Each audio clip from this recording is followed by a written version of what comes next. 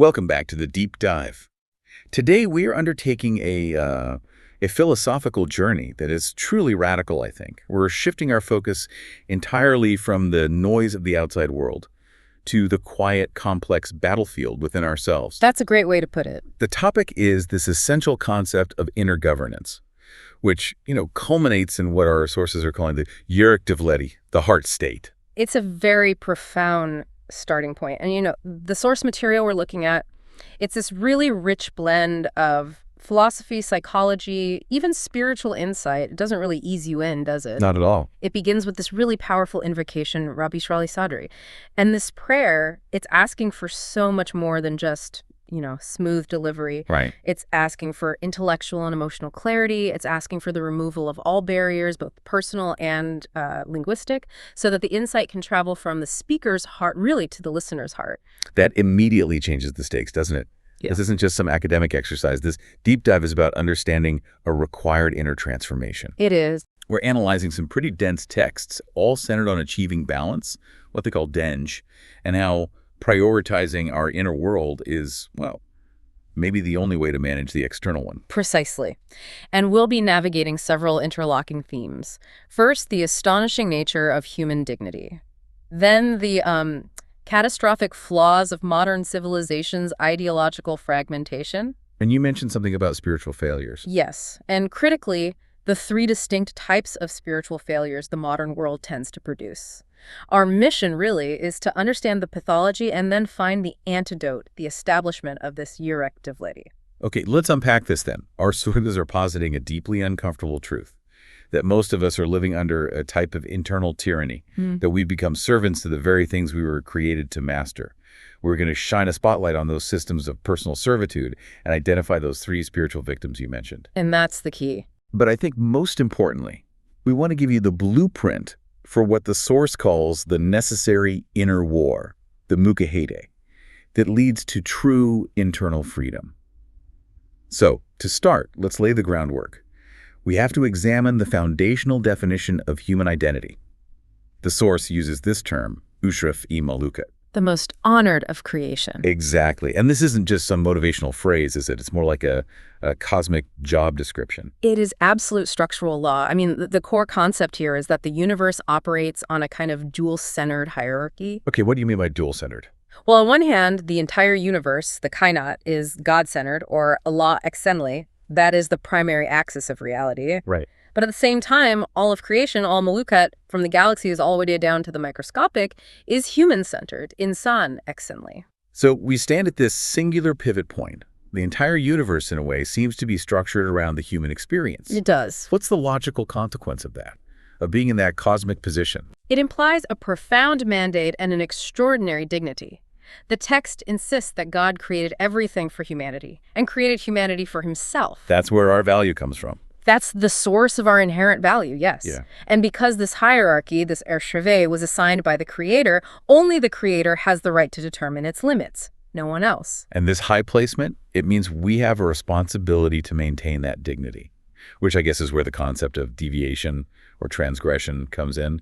The source calls it badi. Badu, yes. It translates as an overflow, an excess, a structural transgression. That's more than just a simple moral failing. Oh, it's a much deeper concept.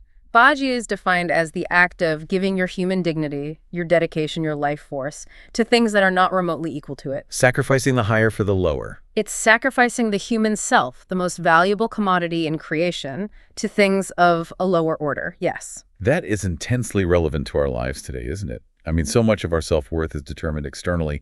What are some of the specific contemporary examples the source gives? They are painfully precise. The transgression includes sacrificing oneself to money, to material goods, to technology, which should be a tool, not a master. Sure. But it extends beyond physical things. It goes into abstract, often ideological concepts they call metham davalar. Abstract concepts. Like what? Well, think about rigid, unexamined political dogmas. Or dedicating your entire life to the pursuit of pure status within some social structure. I see. The critique even extends to sacrificing one's spirit to, and I'm quoting here, beten, binalara concrete buildings, or associations, magazines, or exclusive ego-driven lodges. So basically, anything that demands your absolute devotion while offering you only conditional fleeting value in return. That's a perfect summary. The tragedy, then, is this complete reversal of roles. We are meant to be the master, the captain of the ship of technology, the responsible manager of wealth, The steward of the planet? the steward of the planet. But No. through Basi, we become the slave, the Khaleesi, of these lower-order things. And the text doesn't mince words about this. This reversal is an insult. It's a dual offense. An insult to the creator who assigned you the highest rank, and an insult to your own intrinsic honor. So when we let our possessions or our job titles or our follower count define us, We are actively participating in the debasing of the Israf Malukat. We are choosing, consciously or not, to be less than we were created to be.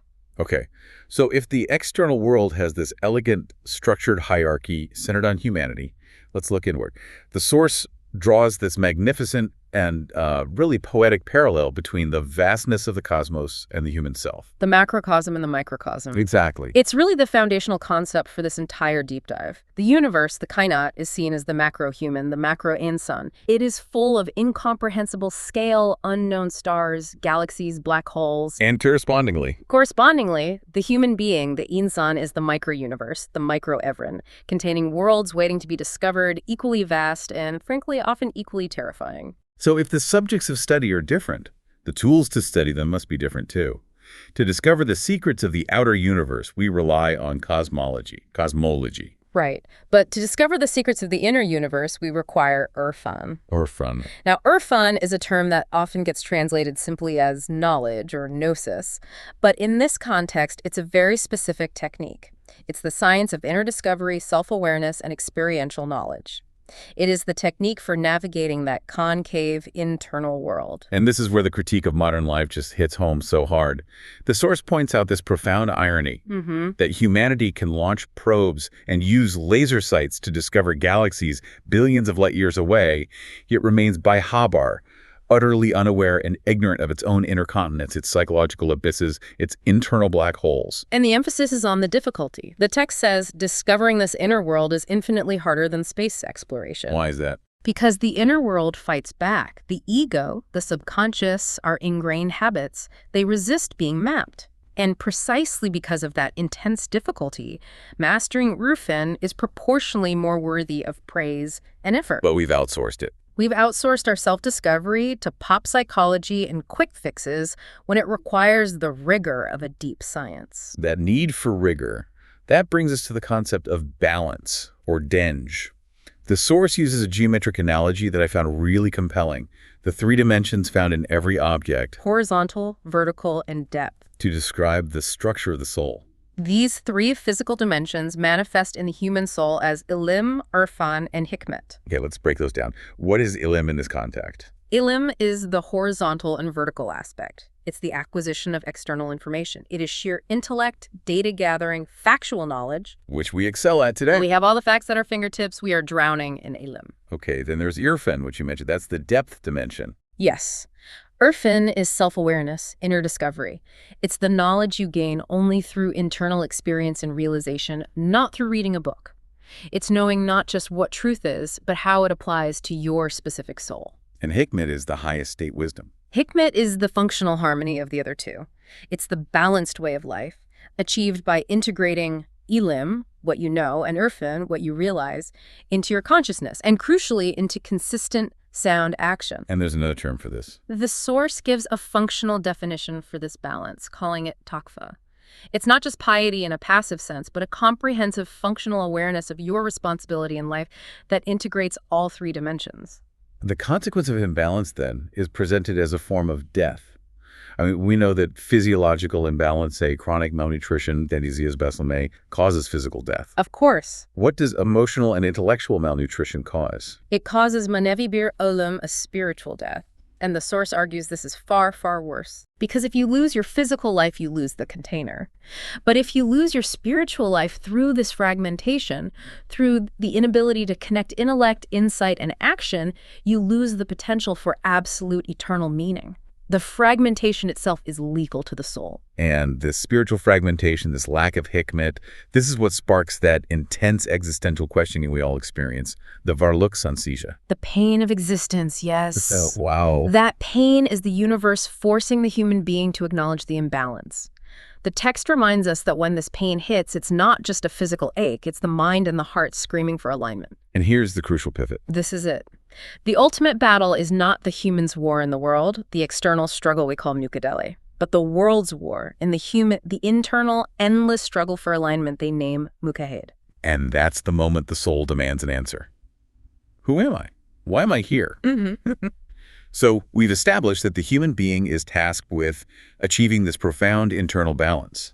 But the modern crisis, according to the source, is that Western civilization tried to build entire systems of happiness and prosperity without ever properly answering those questions. That's the diagnosis. The philosophical tradition we're examining asserts that those fundamental questions, who, why, and where to, they fall outside the scope of human reason alone. They exist outside the Makulat Alami. So reason has its limits. Reason, or akal, is an incredibly sophisticated tool for organizing and navigating the world, but it cannot penetrate the ultimate mystery of existence. It hits a wall. If reason hits a wall, the required answer must come from somewhere else.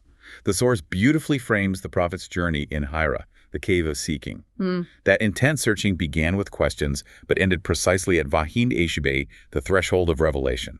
That's the point where human effort stops and divine guidance begins. And the immediate content of that first revelation, the first 5 verses of Ikra, it was incredibly practical and foundational. What did man learn right away? His identity. He learned his identity, Kimlayini, why he was created, Nodin Waratuldiana, and fundamentally who created him, but also how to find answers through the pen, the kalim, and the recognition that revelation is the ultimate greatest teacher. So without this foundation, any pursuit of happiness is just built on shifting sand. Exactly. And this brings us to the massive critique of the fragmented definitions offered by Western civilization. They tried to build the palace of happiness without the foundation of a whole human identity. The classic analogy of the blind men describing an elephant. It's exactly that. Each philosopher grabbed one limb and mistook it for the entire beast. And this section is so crucial for understanding the historical fragmentation of the soul. The source is arguing that these philosophical fragments are the virus that infected modern thought and, subsequently our social and political structures. They are. Let's look closely at the specific examples the source selected. Okay, starting with Descartes. Descartes reduced man to a thinking creature. Cogito, ergo sum, I think, therefore I am. The source states this reduces man to a kapha, or simply a head. A brain walking on legs. We became brains walking around on legs. Our education systems still reflect this bias, prioritizing abstract cognition over emotional or spiritual health. Then you have André Gide, who defines man as a feeling animal. Right. He elevated raw, unbridled emotion and feeling, spending a lifetime defending personal immorality in the name of absolute freedom. This reduces man to a pulsing heart without a guiding mind, leading to chaos and excess. Inevitably. And then we move to the social definitions. Auguste Comte. Comte saw man as a social animal, which leads to the fetishizing of the collective, often at the expense of individual sanctity. The system becomes the god. Society over the self. And the inevitable reaction to that, which is exemplified by Albert Camus. Camus, who saw man as a rebellious creature, fetishizing the individual and pure rebellion against all authority, even cosmic authority. If Comte emphasized the system, Camus emphasized the isolated scream. And finally, Karl Marx. Marx reduced man to a tool-using or a productive animal. And here, human value is tied almost exclusively to economic output and labor. So if you stop producing, you cease to be valuable. Your humanity is contingent on your productivity. That's a fascinating synthesis. The critique groups all of these as the sick types of the West, the Hosted Tipplery. What binds them together, despite their wildly different emphasis? They share a common consequence, a profound dissatisfaction and hopelessness that leads to what the source calls a morbid fascination with suicide. Intihara Olan Ashura Meraklari. Wow. By fragmenting the human being, they create worldviews that are ultimately unsustainable, leaving millions of people feeling like highly specialized yet fundamentally meaningless parts of a machine. So if that is the fragmented definition of man, the systems built upon it must be inherently flawed. The source argues that modern civilization's apex definition of man is actually Homo homini lupus. man as a wolf to man. The savage, cynical principle that humans are inherently aggressive, selfish, competitive is, according to the source, the actual bedrock of modern systems. And these systems are then meticulously sold to us as progress, freedom, and modernity, wrapped up in what they call attractive packaging, chichi emballage. If the system is based on that kind of savagery, it must rely on control. And the source says contemporary regimes are terrified of two simple questions. Why and for what reason? Naden V. Neeson. Why are those so dangerous? Because those questions lead back to fundamental identity and dignity. So the system expends enormous continuous effort through media, education, entertainment to steer human thought and emotion away from those deep questions. It's a massive, coordinated information control campaign. Designed to pacify the populace by giving them a relentless stream of content, sensation, and consumption goals, keep them busy. And what are the opiates used to keep the wheels of exploitation, the Simuru Sarclarina, turning smoothly? The list is surprisingly broad. Music, sports, and this is the most searing indictment, even religion itself, the Inbisat Kendasini. Religion as an opiate. Anything that provides an easy, low-effort psychological or emotional fix without requiring genuine inner transformation is weaponized as a narcotic, an uyusturuku.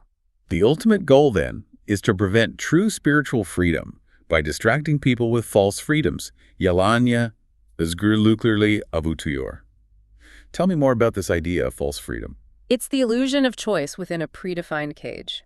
You are free to choose your brand of phone, your political team, your entertainment streaming service. But not the cage itself. But you are not free to question the fundamental system of consumption, meaning, and power that governs your life. You are kept busy choosing the small things so you don't realize you can't choose the big things. And this leads to what the source calls the ultimate tragedy. Modern slavery is described as worse than ancient slavery. Why? Because the contemporary slave, the Shazdashkola, is convinced their chains are necklaces, koli, and their cages are palaces. The ancient slave knew they were enslaved. They knew. The modern slave believes they are free. And this makes them incredibly difficult to rescue, or even for them to self-rescue, because the starting point, acknowledging the chains, is entirely absent. This is a heavy but vital diagnosis. Now we need to move from the abstract system critique to the personal consequences of this fragmented existence. Yeah. So, the failure to achieve this unity, this tawhid of the self, it leads to a fracture in those three essential human dimensions: the kapha, intellect, the kalp, heart, and the bialic, action. Right. And the source identifies three resulting victims who suffer because they mistake a part for the whole. These aren't just character types, are they? More like casualties. They are casualties of the modern world's over-specialization. Each victim sacrifices the rich three-dimensional truth for the comfort of a single two-dimensional focus. Let's start with victim type 1, the book victim, Kitab Kribenlari. Their imbalance is clearly skewed toward the kapha, toward intellect or ilim. This person is defined by a massive capacity for consuming external information, but a catastrophic inability to transform that information into sound action, amal, or internal insight, irfan. Their primary flaw is what the text vividly calls intellectual constipation. Fikri kabazlik. That's a perfect phrase. They consume but cannot produce. They use books not as a source, kainak, for creation, but as a commodity, a meta for consumption. Exactly. They become pill addicts, hapcolic, swallowing whatever book or philosophical system they find, without the oversight of wisdom, the doctor. They measure their self-worth by the size of their library, not the depth of their character. They substitute facts for wisdom. That's it, exactly. Give us a contemporary example. How do we recognize this person in the world? Well, they're the person who can quote Foucault, Nietzsche, and ancient scripture with equal precision, but their personal life is a complete disaster. They might be able to diagnose every political or social ill in the world, but they cannot manage their personal finances, or maintain a healthy relationship, or handle a simple emotional crisis. They live in a world of cellulose, a cellulose-dan bir dunya. Because they've built their entire reality among books, totally detached from lived experience. Exactly. And the spiritual consequence, you mentioned it. The source says they approach scripture like a doctor approaches a cadaver. What does that mean? They view it as a puzzle to be solved, a bilmesh yibi sozmek. They derive this intellectual, almost secret pleasure from deconstructing the text, but they fail to internalize the life-giving message. Their eyes are vacant because they are not looking through the windows of knowledge to the beyond. They are looking at the glass itself. They're surprised by real life. They're often indifferent or surprised by the basic realities of life because their emotional map of the world is based purely on theory. They've concentrated all their energy in the head and tongue and forgotten the heart and hands. Okay, now let's move to the opposite end of the spectrum. Victim type 2, the rosary victim, Tesbi Kurbanlari. This person is skewed entirely toward the yurek, the heart or emotion. And they often neglect intellect and action. Their fundamental flaw is treating religion or spirituality as an opiate, an uyustruku, rather than an elixir, an ixer. They confuse internal feeling with actual struggle. They do. They retreat from the world, believing that by pulling beads, sekme, and kneeling, sekme, they are engaging in the great struggle, the buksihat, when often they are just avoiding necessary engagement with reality. This sounds a lot like what we'd call spiritual bypassing, using ritual and emotion to avoid complexity and difficult choices. It is, and the source is profoundly critical of the surrender mentality that results. They rely on others, gurus, leaders, rigid structures, to think and decide for them. Their love and hate are. Their expressions of love and hatred are command and control driven, Emir Kumuta Baludur. They substitute rote obedience for reasoned loyalty. And the text provides a really chilling example of their fatal choice. It does. They prefer the total submission of being a corpse in the hands of the washer gasal elind mengit to being an active, striving martyr in the hands of the enemy, kufar elind shehit. It's a metaphor for passive acceptance versus active engagement. It is. They prioritize safety and ritual purity in death over the strenuous, messy, active duty of life. They become blind and deaf to the verses of Revelation that demand action and reflection, choosing emotional comfort instead. And the consequence for the soul in this case. Their heart becomes a dungeon, a zendan, and the source asks why. Because they have disabled its two great windows. Reason, a call, and active emotions, doelgular. Their piety becomes an isolating force. They are spiritually rich, but practically inert. Focusing so much on internal feeling that they fail to externalize kindness, justice, or reasoned struggle. Precisely. Finally, we turn to victim type 3. The weapon victim, Sila Kurbanlari.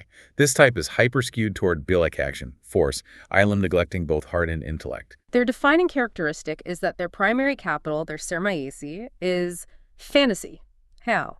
They're driven by grand visions of immediate change, the excitement of revolution, but they lack the strenuous, sustained effort, the shedve geret, needed to prepare the mind, the heart, and the strategic actions to realize those dreams practically. So they prioritize excitement over execution. They want the climax without the plot development. That's a great way of putting it. They value immediate action, ilim, and pure excitement, heyekin over sound judgment, Muhakeme, and patience, Sabata. They mistake noise for power. And this must lead to extreme behavior, a quick tendency toward radicalization. It does. They are dangerously quick to accuse, to judge, and to sacrifice anyone who deviates from their specific, unexamined ideal. There's a brilliant analogy here. There is. The source says they choose the fastest shared taxi, the Enhuzledonwash, that pulls up without ever checking if the driver is licensed, Elietlimi. So they spend a life jumping in and out. An entire life jumping in and out in Binle, Gesenbir, Omir, searching for the next rush of excitement, rather than building a stable, long-term vehicle for change. Their actions lack a secure foundation because they are driven by fantasy, not hikmet. If we synthesize these three, we see that the book, the rosary, and the weapon kitab, Tesbi, and Sila, they represent the necessary components: intellect, heart, and action.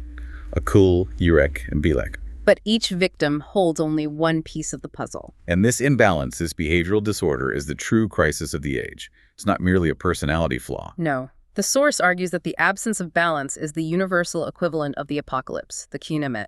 Just as the disruption of the cosmos leads to universal collapse, the disruption of the interhuman balance leads to inevitable spiritual and societal decay. And we see it everywhere. We see it in our fragmented politics, our chaotic information flow, and our deep personal anxiety. So if the problem is this internal apocalypse, the solution must be nothing less than an internal revolution. And the source poses the vital question: where must this revolution begin? The revolution, the text asserts, must begin in the personal system, the Kishala Duzanaler. Before we even attempt to overthrow external static institutions, the governments, the corporations, we have to conquer the principles, laws, and habits we set for ourselves. The external tyranny we despise is often just a reflection of the internal tyranny we tolerate. That's it, exactly. This personal conquest is then mapped onto the most fundamental declaration of faith. La ilah illallah. There is no God but God. And it's presented not as a passive phrase, but as this radical two-step process of social and internal engineering. Step 1 is Nephi negation, the la ilaha part. This is the rejection. It's the necessary, aggressive act of protesting and demolishing all false gods, all ilalada hayir sekmenin, from the heart. And the source suggests the modern heart is actually worse than the age of ignorance, the kahili. It does, because our false gods are much more sophisticated and insidious. This first stage is clearing the rubble, the Anklas Galder. But what does that rubble actually look like in the modern heart? Well, it's the anxiety of constant comparison driven by social media metrics. It's the visceral need for approval from strangers. It's the belief that status and wealth define your humanity. It's the internalization of those fragmented identities we talked about. Yes. Believing we are only our job, or only our feelings, or only our political affiliation. Nephi is the continuous, painful demolition of those ingrained falsehoods. And once the rubble is cleared, we can move to step 2, Isbat, affirmation, ilallah. This is the establishment. This means founding one's own system based on divine law and intrinsic dignity, the heart state, the Urek Devleti. You simply cannot build a righteous state on a heart full of rubble. The source draws a really sharp contrast between the early believers and modern ones, based on this internal work. It does. Early believers were the people of Islam and Insania, because they embodied the truth. They found and lived the golden balance. And modern believers. Modern believers, the source argues, are often just fans, hiranyas, of the idea, or victims, kurbania, of the imbalance. We are called to stop being mere spectators of the truth and start being the people who are the truth.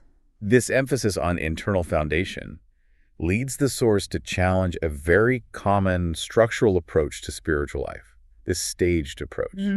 The idea that deep spiritual purification is Herfan and Ehsan should be postponed until a later, more established political phase. This staged approach is so dangerous because it suggests we can be politically or socially righteous before we are individually whole.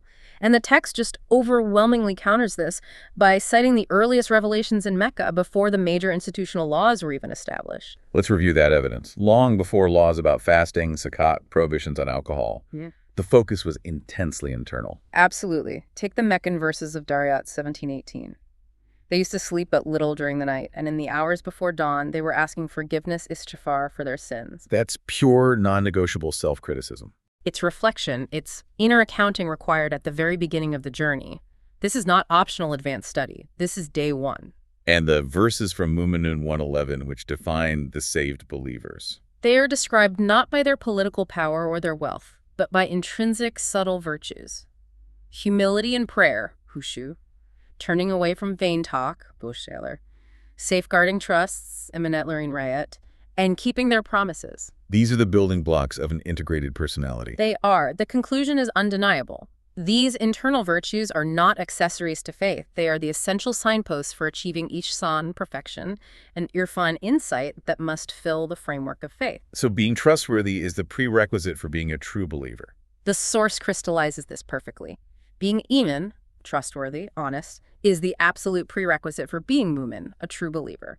We cannot attempt to build a successful external life or community without first mastering the internal state. The work of Mecca must precede the work of Medina.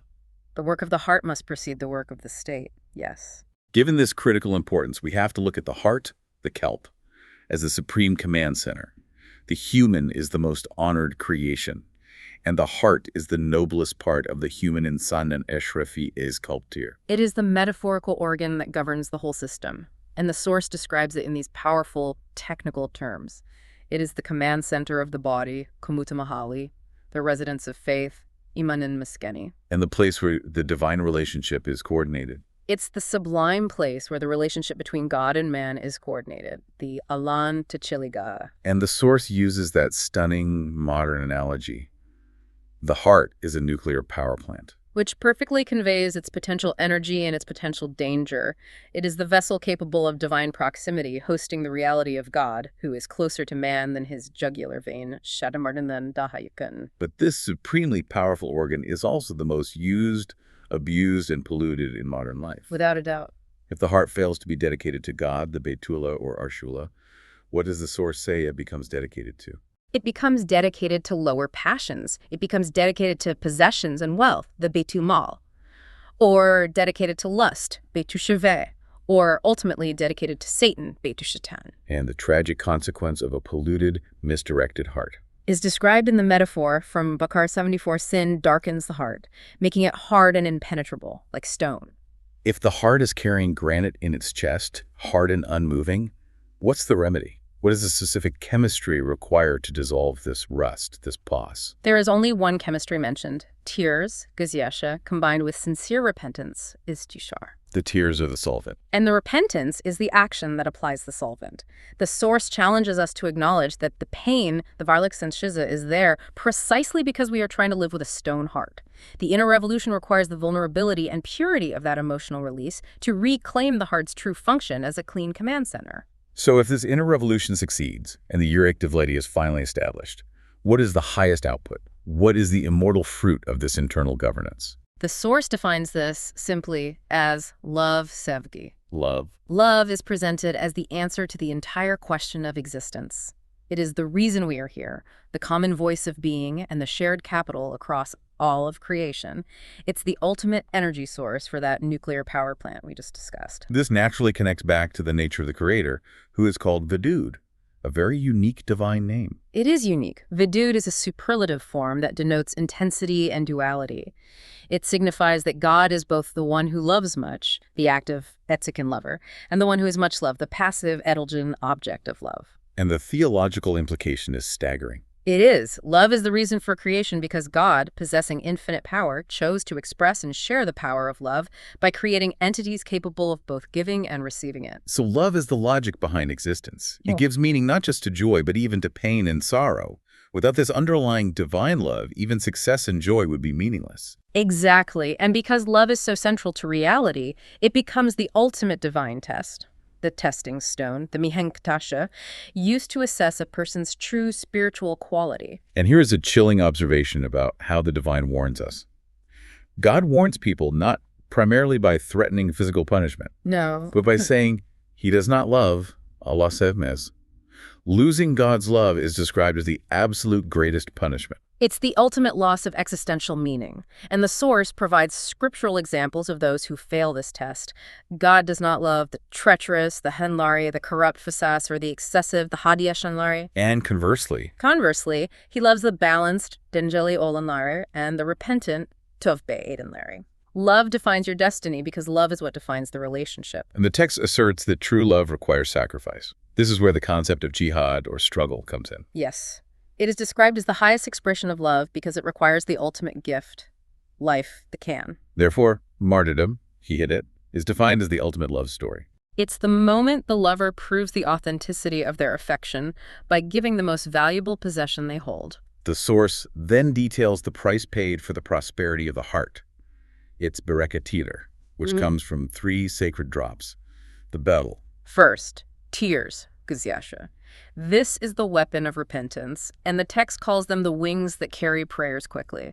They signify the successful breaking down of the heart's granite walls. Okay, what's the second? Second, blood, caressa, spilled for a sincere cause, representing the ultimate selfless physical sacrifice. And third. Third, sweat, tear, earned through hard, honest work. And this last one is so important. It is valid for believer and non-believer alike, showing that diligent, sincere labor is a universal expression of virtue. This analysis of love requires a critical distinction between true love, sevgi, and mere infatuation or obsession, which they call tupku. This is a vital psychological difference. True love frees you, is Gurlistir. It places reason where it belongs and expands your capacity. Whereas Tutku, on the other hand, imprisons you, to tukler. It is a whirlpool, a girdap, or a carnivorous plant, a Nepenthes siche, that consumes both the self and the object of affection. It leads inevitably to dependency, destruction, or eventual vengeance when the illusion collapses. to ensure the heart's love remains true, the source asks a deeper question, which shifts the entire paradigm. It is not enough to ask whom to love. No. One must ask for whom to love Kim Isen Sevmeg. This is the final balancing act of the Uric Devleti, and the source uses the dramatic example of Satan to illustrate this point. He didn't deny God's lordship. Not at all. He was a devout worshiper, but he refused to love what God loved Adam.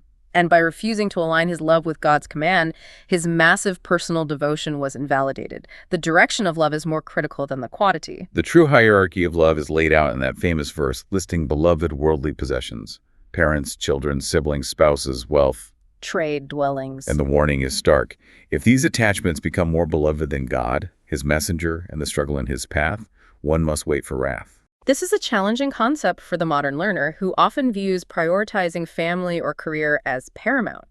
The source isn't asking us to stop loving those things. But to align that love. Exactly. Right. We should love our family for God, not instead of him. There's one fascinating anecdotal detail here about the hierarchy of love that truly deepens the insight. The list of loved ones includes the father, Baba, but explicitly excludes the mother, Anne. Why that subtle omission? The source argues that fatherly love is often conditional, Shartla Sevgi, based on expectations, success, obedience, honor. It can be a source of conditional attachment. But a mother's love. A mother's love is often unconditional and selfless, Karshalik Sister. Because a mother's love already reflects the unconditional nature of divine love itself, it doesn't need to be singled out as a potential obstruction to God's love. It already functions as a mirror. It's a powerful distinction about the purity of selflessness. It is. Finally, the source brings in real-world examples from the prophet's life figures like Umar, Abdullah the drunk, and Hatib the spy people who committed major errors. Serious errors. Yet even in these cases of serious moral failure, the prophet balanced the criticism by asserting he loves Allah and his messenger. And this serves as the ultimate proof of love's centrality. It shows that sincere, directed love remains the mihanktasha, the deciding factor for one's ultimate worth and forgiveness. While actions matter immensely, the underlying sincere intention and devotion in the heart cannot be dismissed, even when they falter in the external world. We have spent the last hour mapping the difficult yet essential path from external servitude, the modern condition, to internal mastery, the Uric Devleti. The crisis of our age is a deep fragmentation. It is. And the three types of victims, the book, the rosary, and the weapon, serve as these painful signposts, showing us the danger of prioritizing a mind without a heart without action, or action without wisdom. The central unifying thesis is that Vadet unity, in the community or in the world, can only begin with Vadet in the heart. If love is not the underlying fuel for all human relations, if it's not based on the unconditional love of the divine, those relations will inevitably degrade into consumption, self-interest, and power dynamics. So the heart state is not an abstract utopia. It is the necessary precondition for any external success. An occupied heart, an ishgal olunmush bir yurdik, full of rubble and false gods, simply cannot lead to a liberated community or a peaceful world. The internal structure dictates the external reality. And this entire message is perfectly encapsulated by the prophet's words. By God, you will not be true believers until you love one another. Love is not a sentiment, it is a structural prerequisite for true faith. If the early believers managed to consume and produce love at such a high dose that, according to the source, subsequent generations have spent centuries trying to exhaust that inheritance, then our task today is clear. We are called to stop being mere consumers of inherited faith and become proactive producers of love and wisdom. So, we leave you, the learner, with this final provocative thought for your own internal inventory. If the heart is a nuclear power plant and love is its sustainable fuel source, what specific form of debris, the idols, the rust, the systems of personal tyranny you've built in your daily habits, needs to be demolished and removed from your inner landscape? What are the walls in your heart built of resentment, fear, or self-interest that separate you from the full spectrum of love for God, the universe, and the rest of humanity? And what is the first practical step you can take toward tearing those walls down today?